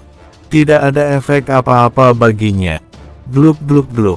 Perlahan-lahan, bir dalam botol tersebut menghilang. Setelah selesai, Damar membalik botol bir tersebut dengan mulut botol menghadap ke bawah, menunjukkan bahwa botol tersebut sudah kosong melompong. Setelah itu dia mengambil 1000 luka yang diletakkan wanita itu di atas meja sambil berkata, "Terima kasih. Sangat menarik," ujar wanita itu sambil tersenyum ke arah Damar. Dia melirik ke arah Damar dengan tatapan tertarik. Tapi karena mereka tidak mengatakan apapun, Damar kembali bekerja. Saat Damar beranjak dari sebelahnya, wanita itu juga tidak menghentikannya. Damar menyimpan uang tadi di dalam kantongnya kemudian berdiri di sisi panggung. Ini sepertinya hanya salah satu cara menyenangkan diri bagi wanita itu. Dia tersenyum senang lalu berbincang-bincang dengan teman-temannya. Hanya saja tatapannya kadang mengejar ke arah Damar berdiri. Mendadak, Damar merasa ada orang yang mendekat dan menepuk pundaknya. Dia menoleh kepalanya dan melihat Arif sedang memanggilnya, "Ikut denganku sebentar." Damar tercengang. Saat ini area dia hanya ada satu tamu, jadi untuk sementara tidak akan ada apa-apa walau dia meninggalkan tempat ini. Dia mengikuti Arif ke area belakang. Baru saja jalan sebentar, saat berada di sebuah lorong, Damar langsung bertanya, "Kak Arif, ada masalah apa?" Arif menyipitkan mata sambil melihat ke arah Damar, lalu bertanya, "Tadi kamu mendapat tip?" Damar menganggukkan kepalanya. Wanita itu cukup dermawan. "Itu wajar, kamu sangat beruntung. Tidak disangka 4 orang itu justru memilih duduk di area kamu. Biasanya setiap mereka datang kemari, mereka akan memberikan tips sekitar ribuan luka. Kamu harus memanfaatkan kesempatan ini," ujar Arif lalu berhenti sejenak. Dengan suara pelan dia bertanya, "Tadi dia memberimu berapa?" 1000 luka, ujar Damar santai tanpa menyembunyikannya sama sekali. "Berikan aku 500 luka." ujar Arif dengan tenang. Damar memejamkan matanya berkali-kali sambil melihat ke arah Arif. Arif menghela nafas lalu mengatakan, kamu bisa bekerja di sini karena pengaruh dariku. Tentu saja aku harus mendapat keuntungan yang kamu dapat. Tip yang kamu terima harus kamu diberikan padaku setengahnya. Damar melihatnya dengan mata berkobar-kobar kemudian menjilat bibirnya. Atas hak apa? Bersambung. 332. Apa kamu tidak mendengar kata-kataku tadi? Arif bertanya sambil mengerutkan keningnya. Lalu menjawab, akulah yang membawamu kerja di sini. Kamu kira mau bekerja di Night Glow Bar sangat gampang. Kamu juga sudah melihat Leo dan keluarganya, kan? Mereka bekerja keras dari pagi sampai malam, tapi sebulan palingan hanya mendapat sekitar 2.000 sampai 3.000 luka. Tapi kalau bekerja di Night Glow Bar, tanpa menghitung tip yang didapat, gaji pokok saja sudah dapat 4.500 luka. Kalau bukan karena aku, kamu kira orang sepertimu bisa bekerja di sini? Setelah mengatakan sejauh itu, Arif menggerak-gerakkan kepalanya ke kiri dan kanan. Karena itu, tip yang kamu dapat harus diberikan setengah padaku. Sudah mengerti? Cepat berikan 500 luka padaku. Memangnya sesusah itu? Tadi orang yang namanya Taufik itu memberitahuku, kalau aku mau bekerja di bawahnya, dia bisa memberikan kami 180 luka per hari. Ujar Damar sambil melihat ke arah Arif dengan tatapan penuh arti. Arif mengerutkan alisnya, sepertinya dia sudah tidak sabar lagi. Dia menatap tajam ke arah Damar sambil bertanya, kamu berikan atau tidak? Damar mengangkat bahu tanda tidak peduli lalu tersenyum, tentu saja tidak. Aku tidak bodoh. Kemarin malam aku kira kamu orang yang baik, memperkenalkan pekerjaan buat kami, tapi ternyata aku sadar kamu hanya bajingan yang memanfaatkan kami demi mendapat uang tambahan untukmu sendiri. Dari tiap orang kamu mengambil keuntungan 1/4, lalu kalau ada tip kamu mengambil setengahnya. Benar-benar tamak sekali. Hei bocah, aku tahu kamu orang yang baru datang ke Sin City ini. Sepertinya kamu masih belum mengerti tentang tempat seperti apa Sin City. Sebaiknya kamu bersikap sopan saat berbicara denganku. Dan kamu harus lebih bijaksana dalam bersikap. Cepat berikan 500 luka padaku. Kalau tidak, besok kamu tidak perlu datang bekerja lagi. Ujar Arif sambil menatap tajam ke arah Damar. Damar menaikkan bahunya dan tidak memperdulikan orang sialan yang ada di depannya saat ini. Dia langsung membalikkan badannya dan berjalan kembali ke area tempat dia ditugaskan. Dia sama sekali tidak peduli dengan pekerjaan ini, lagi pula walaupun Arif tidak bersedia untuk membawa dia kemari, Damar masih bisa mencari Taufik. Melihat Damar tidak memperdulikannya, ekspresi wajah Arif langsung berubah muram. Dia menatap punggung Damar selama beberapa saat. Wajahnya menunjukkan raut muka yang dingin seperti es. Damar kembali ke tempat dia bertugas. Di saat yang sama dia mencuri dengar percakapan para tamu untuk mengumpulkan informasi. Selama waktu berjalan, Damar samar-samar mengetahui identitas dari tamu pertamanya tadi. Yang pria namanya adalah Evan. Wanita yang menarik Damar dan memberinya tip namanya adalah Elena. Mereka berdua termasuk orang yang memiliki pengaruh kecil di distrik timur. Melihat dari gerakan mereka, Damar menduga mereka adalah petarung tingkat puncak. Petarung tingkat puncak di Sin City tidak termasuk yang paling hebat. Tapi setidaknya mereka bisa bertahan dengan mudah di Sin City, apalagi yang tingkatannya paling tinggi di antara para petarung tingkat puncak. Bagi mereka itu semudah membalikkan tangan. Dari percakapan mereka berempat, orang-orang ini harusnya merupakan anggota inti dari grup kekuasaan yang menguasai distrik timur. Tapi mereka tidak banyak mengungkit tentang grup kekuasaan di distrik timur.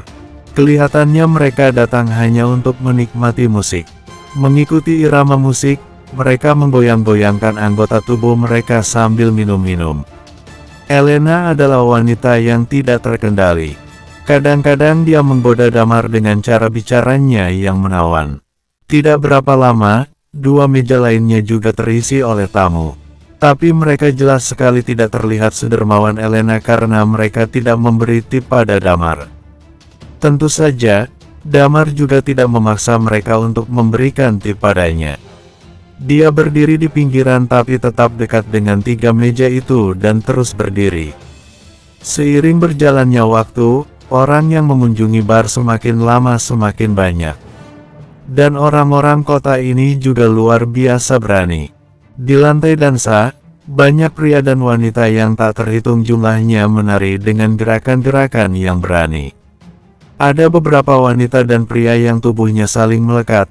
Bahkan ada yang matanya saling memandang kemudian langsung berlari menuju ke arah toilet. Damar bahkan melihat ada banyak wanita yang berinisiatif sendiri menarik pria untuk masuk ke dalam toilet. Tentu saja, yang membuat Damar merasa terkejut adalah tidak ada satu orang pun yang berani membuat kegaduhan di dalam bar. Dia perlahan-lahan bisa menebak, pemilik bar yang bisa membuka bar sebesar ini di distrik timur, pasti orang yang memiliki kekuasaan yang cukup besar. Dia juga mengerti, bar ini dan Hotgeist sama sekali tidak ada hubungannya. Orang seperti Hotgeist tidak begitu memperdulikan urusan kecil di Sin City. Dia hanya membuat beberapa aturan, asalkan tidak ada yang melanggarnya, dia tidak memperdulikannya. Tentu saja, Hotgeist mengatur hal yang levelnya lebih tinggi. Minyak dan finansial di kota ini semua dikontrol oleh dia sendiri. Sekitar jam 11 malam, Elena dan teman-temannya berdiri. Elena lalu mengangkat sebotol bir ke arah Damar sambil mengatakan, "Kakak ganteng." Damar dengan cepat menjawab, "Ada yang bisa saya bantu?" Kelihatannya Elena sudah minum cukup banyak. Wajahnya terlihat memerah dan matanya berkedip-kedip beberapa kali. Dia melihat ke arah Damar dengan tatapan mempesona sambil menggodanya. Lalu dia mengeluarkan setumpuk uang dari kantongnya dan meletakkannya di atas meja.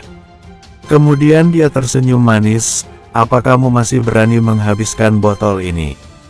Kalau bisa, uang ini kuberikan semuanya padamu." Damar melihat botol yang dipegangnya.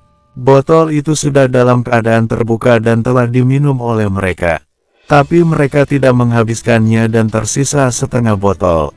Sebuah tulisan Hennessy XO tertulis di botol tersebut. Alkohol dengan persentase sekitar 40%. "Kenapa? Tidak berani?" tanya Elena. "Bukan, aku sedang menghitung tip yang kamu berikan," ujar Damar. Elena tertawa lalu melebarkan uang di atas meja. "Kali ini, 2000 luka." Damar tersenyum ke arahnya kemudian mengangkat botol tersebut. Tanpa mengatakan apapun, dia langsung meminum habis isi botol itu. Melihat Damar menghabiskan alkohol itu, Elena langsung menepuk tangannya berkali-kali sambil mengatakan, "Keren." Setelah Damar selesai minum, dia menghembuskan nafas alkohol karena cukup pedas. Elena mengambil uang di meja lalu berjalan sampai di depan Damar. Tubuhnya terhuyung-huyung dan hampir saja menempel dengan tubuh Damar. Elena mendekatkan mulutnya ke telinga Damar lalu memasukkan uang yang dia pegang ke dalam kantong Damar. Damar dapat merasakan adanya sentuhan yang luar biasa menawan di daerah dadanya.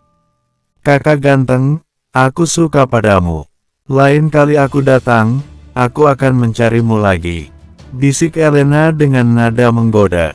Selagi Damar tidak bereaksi, dia dengan cepat mencium wajah Damar. "Hahaha." Pria yang bernama Evan itu tiba-tiba tertawa. "Pelayan satu ini peminum paling santai di bar ini." "Bagus sekali." Sambil tertawa, mereka berjalan ke arah luar. Damar menyentuh wajahnya, di bagian yang dicium oleh Elena. Dalam hati dia mengutuk, "Enak saja. Menciumku sekali tapi hanya membayar 2000 luka, mana cukup." Di saat Damar sedang memikirkan itu, tidak jauh darinya, Arif sedang melihat kantong celana Damar yang menggembung karena tip yang banyak. Dia memperlihatkan wajah yang sangat jelek lalu mendengus dan melihat ke arah lain. Di area yang lain, ada beberapa wanita yang sedang duduk bersama. Sedangkan di tempat itu, Chris yang mengenakan pakaian pelayan sedang bermain-main dengan wanita-wanita yang ada. Wanita-wanita yang datang mengunjungi bar ini sangat berani dan tidak terkendali. Semuanya adalah tipe yang sesuai dengan kesukaan Chris. Chris justru terlihat seperti seorang tamu. Sambil memegang pinggang seorang wanita, dia bermain dengan suara keras. Wanita-wanita itu mungkin tidak sedermawan Elena, tapi tip yang didapat Chris jumlahnya tidaklah kecil. Di saat yang sama, di area yang dilayani oleh Dewan, terlihat sangat berbeda dengan pelayan-pelayan lainnya. Perlahan-lahan, Arif dapat menyadari perbedaan ini. Dia menyadari 3 orang yang baru dia rekrut ini sangat berbeda dengan pelayan-pelayan yang sudah lama bekerja di sini. Sebagian besar pelayan di tempat seperti ini merupakan masyarakat yang hidup melarat dengan pendapatan di bawah rata-rata. Sedangkan tamu yang datang kemari umumnya adalah orang yang memiliki kekuasaan sehingga para pelayan tidak berani membuat para tamu marah. Bahkan para pelayan umumnya tergagap-gagap saat berbicara dengan tamu seperti itu. Tapi Damar, Chris dan Dewan berbeda. Melayani tamu seperti itu, mereka sama sekali tidak bersikap rendah hati. Bahkan bisa dibilang mereka sangat berani. Sebaliknya mereka bersikap sesuai dengan keinginan para tamu itu. Tatapan Arif perlahan-lahan berubah. Sambil tersenyum dingin dia mengatakan, 3 orang baru ini jelas tidak tahu betapa mengerikannya dan susahnya untuk bertahan hidup di Sin City. Makanya mereka berani bersikap seperti itu. Nanti aku akan memberi mereka sedikit pelajaran dan pengalaman, betapa kejamnya Sin City ini. Waktu perlahan berlalu. Pelan-pelan tamu yang berada di dalam bar berangsur pulang. Saat jam 2 tengah malam, sekitar 80% tamu sudah meninggalkan bar. Orang-orang yang datang untuk minum dan bermain di sini, umumnya tidak akan minum sampai mereka menjadi benar-benar mabuk. Kalau terlalu mabuk, artinya memberi musuh kesempatan. Tempat ini bisa menjadi tempat penentuan hidup dan mati mereka. Kebanyakan orang hanya sekedar minum 1-2 botol lalu berhenti. Setelah sebagian besar orang pergi, Damar dan lainnya membantu membersihkan sampah yang ada. Mereka selesai membereskan tempat ini sekitar jam 2.30 tengah malam. Damar menggerak-gerakkan tubuhnya yang sedikit kaku. Bagi pelayan lain, pekerjaan yang butuh berdiri selama berjam-jam seperti ini, mungkin pekerjaan yang membuat orang tertekan. Tapi bagi Damar, Chris dan Dewan yang sudah terbiasa, hal ini sama sekali bukan masalah. Chris dan Dewan dengan cepat mendekat ke arah Damar. Chris tersenyum penuh arti, hari ini aku dapat tip sebesar 965 luka. Kalian dapat berapa? Dewan hanya tersenyum pahit, aku tidak dapat sebanyak itu. Paling-paling hanya 300 luka. Bagaimana dengan ketua? Tanya Chris sambil melihat Damar dengan wajah penasaran. Harusnya kamu juga tidak banyak, kan? Damar biasanya tidak mau ikut saat mereka mengajaknya ke bar, makanya secara alami mereka berdua menganggap Damar pasti mengalami kesulitan bekerja di bar. Damar tersenyum bangga sambil mengatakan, 3.000 luka. Bersambung, 333. Gila, kenapa ada sebanyak ini? Chris melotot pada Damar, kamu jual diri. Pergi sana. Damar tidak tahan dan menendang kakinya dan berkata, aku bertemu dengan wanita yang murah hati. Cek-cek, sepertinya itu adalah trik untuk jadi sugar momimu. Chris berkata dengan ekspresi iri, ketua, bagaimana jika kamu kenalkan aku padanya? Perutku juga tidak terlalu baik. Kata dokter aku tidak boleh makan yang terlalu keras, dan hanya boleh konsumsi makanan yang lembut. Kalian bertiga ke sini sebentar. Tepat pada saat itu, sebuah suara terdengar di telinga mereka.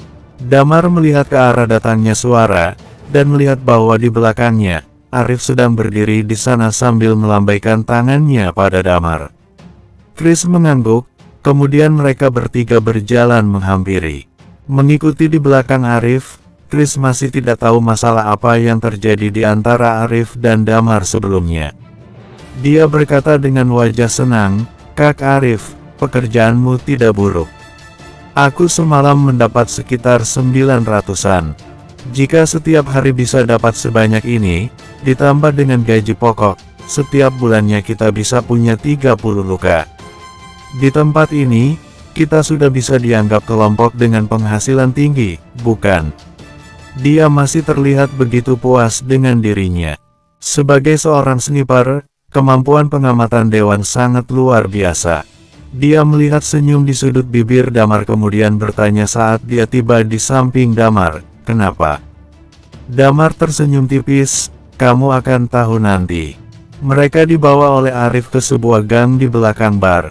Begitu mereka mendekat, senyum di wajah Chris langsung menghilang. Dia melihat ada belasan orang berdiri di gang itu, dan semuanya berpakaian seperti pelayan bar. Bar ini cukup besar, dan ada sekitar 70 atau 80 pelayan di dalamnya. Mereka bersandar di dinding dan merokok. Setelah melihat Arif datang, mereka menjatuhkan puntung rokok mereka ke tanah dan menyapa dengan hormat, "Kak Arif." Arif menunjukkan ekspresi puas di wajahnya. Dia memandang Damar dan dua orang lainnya. "Mereka sama dengan kalian bertiga, mereka semua bekerja padaku. Sekarang aku akan membayar upah kalian hari ini." Setelah mengatakan itu, dia menghela nafas. "Kalian kumpulkan dulu tips yang kalian dapatkan hari ini." Puluhan orang itu sangat proaktif, dan memberikan semua tips yang mereka terima kepada Arif, dan saat berinteraksi, dia menyentuh tubuh mereka, seolah-olah untuk memeriksa apakah mereka menyembunyikan tipsnya atau tidak. Arif berkata, "Aku akan menarik setengah dari tips kalian, kalian tidak keberatan bukan?" Orang-orang itu segera berkata, "Kenapa bisa keberatan? Jika bukan karena Kak Arif, kami bahkan tidak akan mendapatkan pekerjaan ini." Saat itu barulah terlihat sedikit senyum di wajah Arif. Kemudian dia menatap Damar serta dua orang lainnya dan berkata, "Kalian bertiga kenapa diam saja? Ayo kumpulkan tips kalian. Aku lihat malam ini kalian menerima cukup banyak, dan kamu sendiri mengatakan telah mendapatkan sekitar 600-an, dan aku melihat sendiri yang didapatkan Damar sepertinya ada sekitar 3000. Kumpulkanlah dulu semua, aku akan mengambil separuhnya dan sisanya akan kuberikan bersama dengan upah kalian hari ini." "Maksudmu kami bekerja di sini dengan gaji bar sehari 200. Kamu sudah memotong 50, dan masih ingin mengambil setengah dari tips." Chris sedikit menyipitkan matanya. "Jangan banyak omong kosong." Arif tertawa dingin, "Aku yang membantu mencarikan pekerjaan kalian. Tanpa aku, kalian akan kesulitan untuk tinggal di Sin City ini. Apa yang salah dengan aku memungut sedikit komisi? Cepat berikan kepalamu." Chris menyeringai, "Memangnya apa yang bisa kamu lakukan jika aku tidak memberikannya? Menyerangku? Siapa juga yang peduli dengan pekerjaan ini?" Ekspresi wajah Arif menjadi dingin, lalu melempar pandangan pada yang lainnya. Beberapa orang itu langsung mengitari Damar dan dua orang lainnya. Salah satu orang itu berkata, "Kalian bertiga orang baru bukan? Apa kalian tahu sesusah apa mencari pekerjaan di Sin City? Tanpa Kak Arif, makan pun kalian tidak akan bisa. Apa salahnya dia menarik sedikit komisi?" Chris berkata, "Aku berhenti. Pergi sana." Mengatakan itu, dia langsung berbalik dan berjalan pergi. Dia itu Chris, Night Watcher 15. Dia adalah anggota tim 11.762, mana mungkin akan tahan terhadap hal seperti ini. Tepat saat dia berbalik, beberapa orang itu langsung menghadang jalannya. Ekspresi Chris mendingin. Saat ini, Damar menepuk pundaknya mengisyaratkan jangan gegabah. Kemudian dia tersenyum kepada yang lainnya dan berkata, "Dia menarik kita untuk bekerja di sini." Semuanya tidak mempermasalahkan dia yang menarik 50 dari gaji pokok, dan menganggapnya sebagai biaya memperkenalkan pekerjaan ini. Tapi untuk tips, pada dasarnya memang diberikan pada kita, jadi kenapa kalian harus memberikan setengah padanya? Menghasilkan sedikit uang ini tidak mudah. Tidakkah kalian merasa senang memegang uang tips kalian sendiri? Bocah, kamu cukup cerdas, tapi jangan berpikir untuk mengubah pemikiran mereka. Memangnya aku berani melakukan ini jika aku tidak punya trik? Arif berdiri di luar kerumunan, dan berkata sambil mencibir, bocah-bocah ini baru tiba di Sin City dan tidak mengerti aturan yang ada, jadi beri pelajaran pada mereka hari ini. Oh ya, jangan pukul wajah mereka, mereka masih harus datang bekerja besok. Di kota ini, memukul orang dengan tidak terlalu parah merupakan hal yang normal.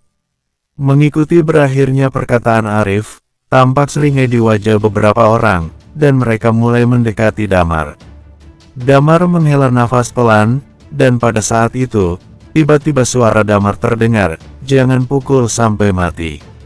Mengerti, Chris tersenyum dingin, dari awal dia sudah tidak tahan lagi. Dia langsung menyerang, sementara Dewan tetap berada di samping Damar untuk melindunginya. Belum sempat Arif merespon, dia melihat sebuah tangan yang hendak mencengkeram kepalanya.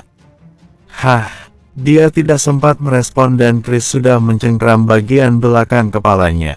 Segera setelah itu, Arif hanya merasakan kekuatan besar sehingga dia tidak memiliki perlawanan sama sekali. Kepala Arif langsung dihempaskan ke dinding. Brak, suara benturan dan teriakan terdengar dalam sekejap, dan orang-orang di sekitar Damar dengan cepat menoleh untuk melihatnya. Di atas tanah, tips yang mereka dapatkan bertebaran di atas tanah, dan Arif memegangi wajahnya sambil berguling ke sana kemari. Semua orang melihatnya. Di wajahnya, darah segar mengalir keluar dari hidung dan patah. Jelas bahwa benturan tadi tidak ringan. Mereka yang mengitari Damar langsung terkejut. Pada saat yang sama, mereka terdiam, dan tidak berani berbicara. Semua pelayan ini adalah orang-orang yang tidak punya latar belakang khusus. Mereka bekerja di sini hanya karena sesuap nasi. Sekarang Chris menghempaskan Arif ke lantai. Mereka tentu saja tahu jika Chris pasti adalah orang yang sangat hebat, belum lagi Damar dan Dewan, jadi mereka sama sekali tidak berani memprovokasinya. Damar dan Dewan berjalan melewati kerumunan, dan berjalan ke depan Arif. Damar berjongkok, lalu menatapnya dengan tenang. Kalian berani berbuat seperti ini padaku. Arif tampak melambat, darah segar mengalir dari dahi dan hidungnya, tapi dia tetap menatap lekat Damar dan yang lainnya. Bukankah ini hukum bertahan hidup di Sin City? Yang lemah menjadi mangsa yang kuat. Damar tersenyum padanya dan berkata, kami bekerja di sini. Kami tidak masalah jika kamu ingin mengambil 50 luka, tetapi jadi orang tidak boleh serakah, ambillah jika itu memang pantas kamu ambil. Tapi jangan mengulurkan tanganmu jika itu tidak pantas kamu ambil. Mengatakan itu, dia melanjutkan dengan datar, ini adalah peringatan. Aku tahu kamu berani melakukan semua ini, mungkin karena punya Baker, tapi itu juga tidak berarti apa-apa dan aku memandang sebelah mata soal itu. Kamu boleh meminta mereka datang untuk mencari masalah dengan kami. Kami bertiga tidak ingin ada masalah, tapi kami tidak takut dengan masalah. Jika kamu berani menyuruh orang untuk menyerang kami, maka bersiaplah untuk mati. Saat dia mengatakannya, nadanya sangat tenang. Namun semua orang merasakan hawa dingin di punggung mereka. Aura semacam ini hanya pernah mereka rasakan saat berhadapan dengan orang berpengaruh di Sin City. Tapi Damar terlihat hanya seperti pelayan biasa. Saat ini, Arif juga merasa tubuhnya berkeringat dan bulu kuduknya berdiri. Dia menelan air ludahnya hingga saat dia sadar, dia melihat Damar memungut 450 luka yang tergeletak di atas tanah dan berkata, ini adalah gaji pokok kami hari ini. Arif tidak berani berbicara, dia sedikit terkejut dengan apa yang dikatakan Damar barusan. Setelah Damar mengambil uang itu, dia tidak mempedulikan mereka lagi, dia berbalik dan berjalan menuju ruang ganti bar. Bersambung.